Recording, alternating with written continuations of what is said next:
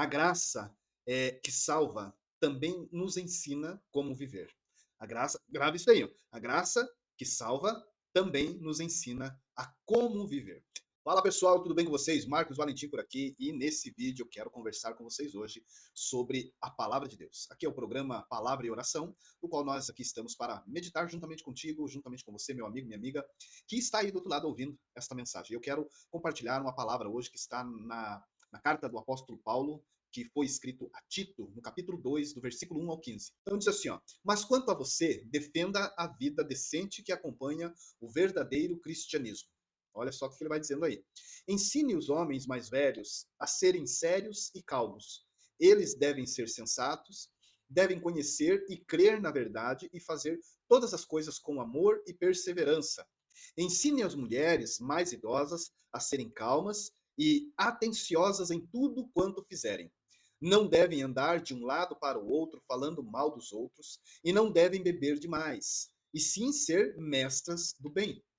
Estas mulheres mais idosas devem instruir as mulheres mais jovens a viverem sossegadamente, a amarem o marido e os filhos, e a serem sensatas e terem mente pura, ter a mente pura, tá? Gastando tempo em seus próprios lares, sendo bondosas e obedientes ao marido, de maneira tal que a fé cristã não possa ser criticada por aqueles que as conhecem. Do mesmo modo, exorte os rapazes a que se conduzam com todo o cuidado, levando a vida a sério. E nisto você mesmo deve ser para eles um exemplo nas boas obras e de toda espécie. Que tudo o que você fizer revele o seu amor pela verdade e o fato de que é absolutamente sincero nisso.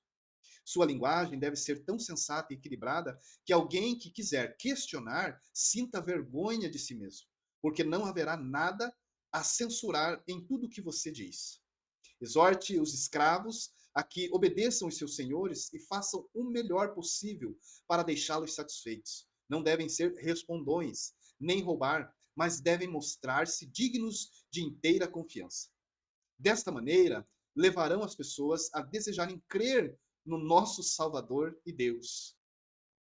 Porque o dom gratuito da salvação eterna agora está sendo oferecido a todos. E juntamente com este dom vem a compreensão de que Deus quer que nos voltemos da vida ímpia e dos prazeres pecaminosos para uma vida correta no temor de Deus dia a dia, aguardando ansiosamente aquele tempo quando se verá a glória do nosso grande Deus e Salvador Jesus Cristo, que morreu debaixo da condenação de Deus sobre os nossos pecados, para que pusesse, para que pudesse para que pudesse nos livrar de cair constantemente no pecado e fazer de nós o seu próprio povo, de coração purificado e com profundo entusiasmo para fazer coisas boas pelos outros. Versículo 15 diz assim, o último versículo: "Você deve ensinar estas coisas e estimular o seu povo a fazê-las, corrigindo o quanto for necessário, como quem tem todo o direito de fazer isso. Não permita que ninguém pense que o que você diz não tem importância." Olha que palavra que o apóstolo Paulo está ensinando ali para Tito, falando sobre a graça salvadora do Senhor, falando sobre vivendo a vida que reflete a graça. Então, a graça que nos salva também nos ensina como viver. Tá? Então, recapitulando aqui, então, vivemos em tempos, irmãos, onde a fé cristã é constantemente observada e muitas vezes questionada, não é mesmo?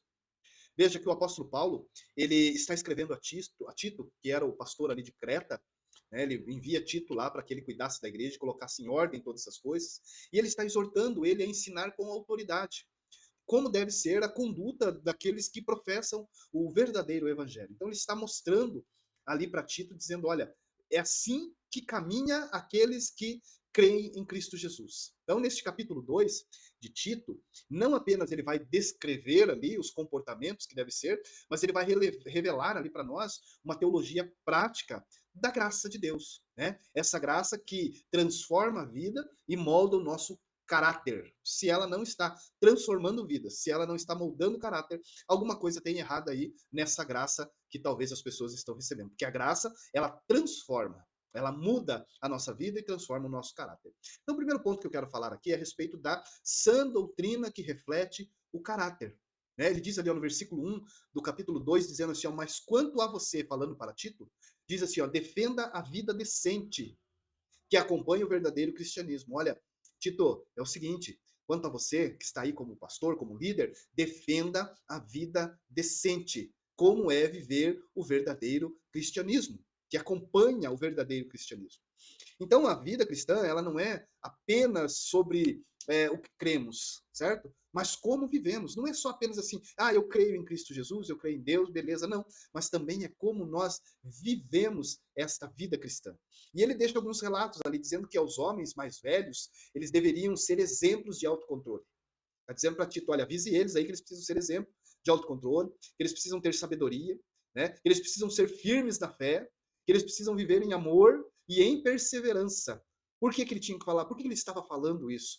Porque a doutrina, quando ela é sadia, ela produz frutos visíveis, tá? De maturidade. Então, um homem imaturo é sinal de que a doutrina dele não está tão sadia assim, né? Mas como que a gente coloca em prática isso, né? Então, como que eu vou conseguir crescer, ser mais maduro, ter ali mais perseverança na fé? Só existem alguns pontos que nós precisamos considerar aqui, né? Que precisamos buscar esse crescimento espiritual é contínuo. Tá? Ser um exemplo para as próximas gerações, para essas gerações mais novas, é um grande desafio para nós, como homens mais velhos, né? E também viver a fé de forma sóbria, né, e responsável. Ou seja, nós precisamos viver a fé com sobriedade, não como ébrios, entenebrecidos, né, pelo mundo, pelas essas coisas, mas de forma sóbria e de forma com responsabilidade. Mas ele não fala só para as mulheres, para os homens ali, ele fala também para as mulheres. Olha só o que ele diz para as mulheres no capítulo 3, no versículo 3 ali, né? Ele diz que as mulheres devem ser discípulas do bem, ou discipular outras com o bem. Ensine as mulheres idosas, olha só, Tito, ensine as mulheres mais idosas que estão aí a serem mestras do bem. Tá? As mulheres mais idosas precisam ser mestras do bem. Por quê?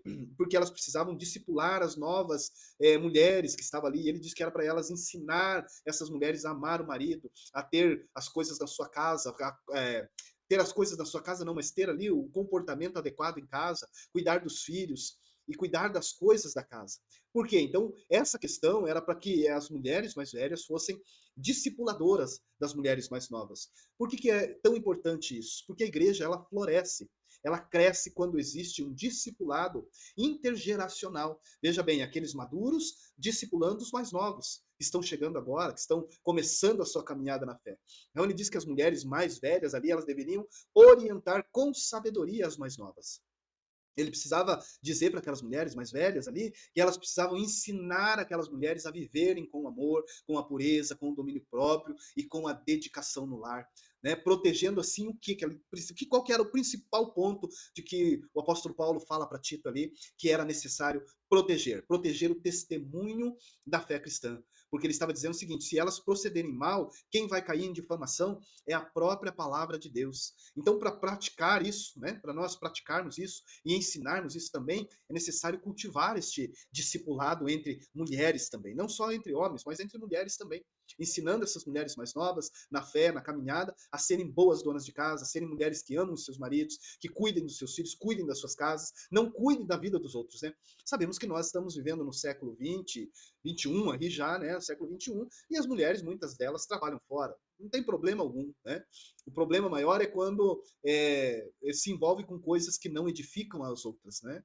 Então ele está dizendo ali para aquele pastor daquela igreja, para Tito, dizendo que ele precisava promover essas mulheres para que elas tivessem um ambiente seguro, aonde o ensino bíblico ali pudesse, o ensino bíblico feminino pudesse ser aplicado. E ele diz também que é necessário que essas mulheres ajudassem as mais novas a valorizar o lar e a valorizar a família com amor, né?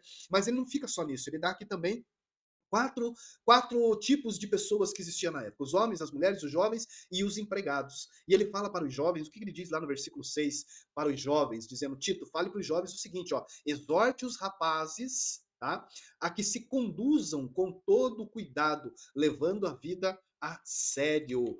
A gente sabe que a juventude, ela não é uma desculpa para uma maturidade espiritual.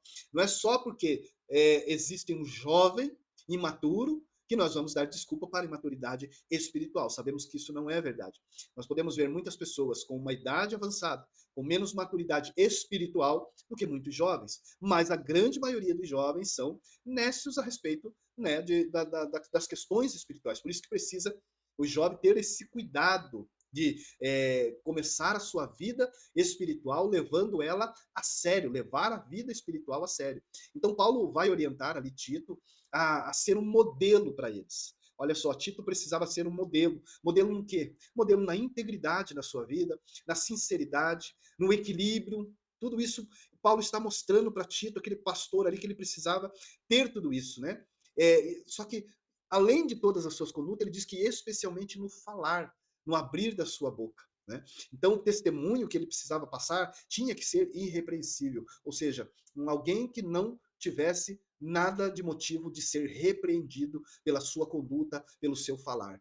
Então, o que nós podemos aplicar aqui para os jovens também, né? Que é encorajar esses jovens, para nós, na verdade, né? Encorajar esses jovens, adolescentes, juniores, crianças, né? Homens, mulheres, a dedicarem ao Senhor a sua vida desde cedo, desde a sua tenra idade, dedicar a sua vida ao Senhor Jesus. Ser exemplo nas palavras e nas ações. Hoje nós vemos muitos jovens falando muitos palavrões, falam muitas coisas, né? E não tem trava muitas vezes na língua. E isso precisa ser ensinado para eles. E uma das coisas que Paulo também está pedindo ali é que eles combatessem, fosse ali em combate contra a superficialidade espiritual, para que eles pudessem se aprofundar espiritualmente, né? E só se aprofunda quando nós buscamos na palavra de Deus. E ele fala de outra classe de pessoas que estavam ali, que eram os servos, que na época ali eram escravos, né? Mas eram servos, e a quarta parte aqui que nós queremos falar é servos que glorificam a Deus com fidelidade. Então ele diz assim, ó, mostrem-se dignos de confiança. Olha só, para aqueles trabalhadores, eles tinham que se mostrar dignos de confiança para os seus patrões. Então, mesmo em posições de subordinação, mesmo em posições difíceis que o cristão vive, o cristão ele deve sim demonstrar fidelidade e integridade na onde ele está inserido, no seu trabalho, na sua labuta diária. Ele precisa mostrar esta fidelidade, mostrar integridade como um homem de Deus, né? Então, ele diz ali que o modo como trabalhamos pode atrair ou repelir pessoas da fé. Veja, da forma que nós nos conduzimos como empregados, como subordinados na empresa, no governo, onde nós estivermos, dependendo da nossa conduta, nós podemos tanto atrair as pessoas para Cristo, como nós podemos afastá-las. Exemplo, né? Muitas pessoas que olham um cristão, que se diz cristão, com condutas erradas, com palavras totalmente alheias à fé cristã, ou formas de agir, formas de tirar vantagem, dar o seu jeitinho, ela pode olhar e dizer, mas eu não quero viver a vida desse homem aí, porque um dia vai chegar um momento que ele vai querer falar alguma coisa para você, e você vai querer falar para ele ir para a igreja, para ele buscar a Deus, e ele vai dizer, eu não vou querer esta fé, porque você não é exemplo aqui. De outro lado, nós podemos atrair, né, as pessoas conforme a nossa conduta. Então, nós podemos repelir essas pessoas da fé conforme a nossa conduta, mas também nós podemos atrair pessoas para Jesus através da nossa conduta. Então, uma das coisas que a gente precisa entender aqui é ter ética e honestidade no trabalho. Gente, isso é muito importante. Ter ética no trabalho, ser honesto naquilo que Deus colocou você para fazer. Demonstrar excelência, né, com aquilo que você faz. Por quê? Porque você demonstrando excelência em tudo aquilo que você faz bem, não faz pela metade, né? Faz as coisas que tem que ser feita e muito além, isso vai trazer o reflexo de Cristo na sua vida e vai ser um testemunho contra o teu patrão, contra os empregados que estão ali também. Testemunhar a fé é através da obediência prática. Tá? Então, testemunhar da fé através da obediência prática, onde você obedece o seu patrão.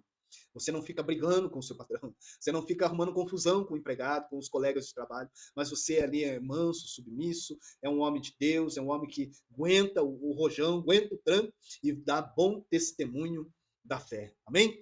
E a graça que ensina é a mesma graça que transforma. Ele diz ali, ó, porque o dom gratuito da salvação eterna agora está oferecido a todos. Então veja, meus irmãos, a graça de Deus não é apenas salvadora.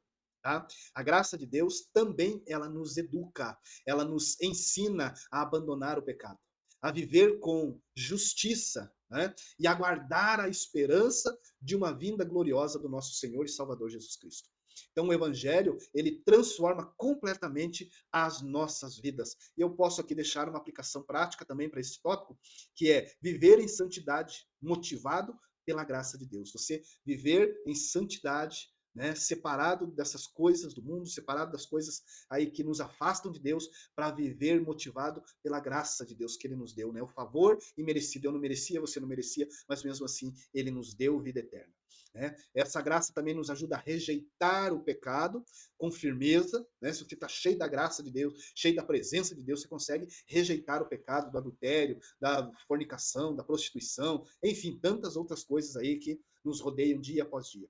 E esperar com fé, uma fé ativa, não é uma fé, ah, não, um dia Jesus vai voltar, não, não. Um dia ele vai voltar e eu vou com ele para a eternidade. Amém? Então, concluindo aqui a nosso estudo de hoje, eu quero deixar aqui uma chamada para você, chamado a coerência cristã. Então, Tito, ele vai nos desafiar aqui, ó. No capítulo 2 de Tito, nos desafia a viver uma fé coerente, enraizada na graça e expressa em ações visíveis. Eu vou repetir de novo, tá? Capítulo 2 de Tito nos desafia a viver uma fé coerente com aquilo que nós pregamos e agimos e fazemos. Enraizada na onde? Na graça de Deus, na graça de nosso Senhor Jesus Cristo. E expressa em ações visíveis, ou seja, as nossas atitudes, as nossas ações são visíveis, não porque nós queremos ser bonzinhos, nós queremos ser bonitinhos, é porque a graça de Deus nos transformou e agora eu dou testemunho vivo daquilo que Deus fez na minha vida. Então essa doutrina bíblica, né, ela deve produzir em nós uma vida piedosa, deve produzir em nós um testemunho vivo, que a graça que nos alcançou, olha só, a graça que nos alcançou é a mesma que nos transforma dia após dia. Esta graça transforma as nossas vidas. E eu espero que esta graça transforme a sua vida também. Talvez você tenha vivido de modo que a sua fé não está sendo, né, ou não está muito sendo respeitada e admirada por muitos. Talvez você poderia perguntar, né? Por que a fé que eu estou vivendo, ela não está sendo respeitada? Talvez ela não está sendo admirada a minha conduta. Talvez alguma coisa precisa mudar aí, né? Ah, e de repente você pode identificar agora alguma coisa na sua vida que precisa estar alinhado com a graça de Deus. Então hoje é o tempo de você colocar a tua vida na graça de Deus, na presença do Senhor, para que esta graça, além de te salvar, ela te eduque, para que você viva uma vida com propósito, coerência e esperança na presença do Senhor. Ok? Um grande abraço para você, que Deus te abençoe. E olha, não esqueça de comentar, não esqueça de curtir, deixa aí o teu comentário, compartilha este vídeo se foi relevante, compartilha aí com os teus amigos aí, e que eu tenho certeza que Deus vai falar ao coração das pessoas. Um forte abraço para você, que Deus abençoe e até o próximo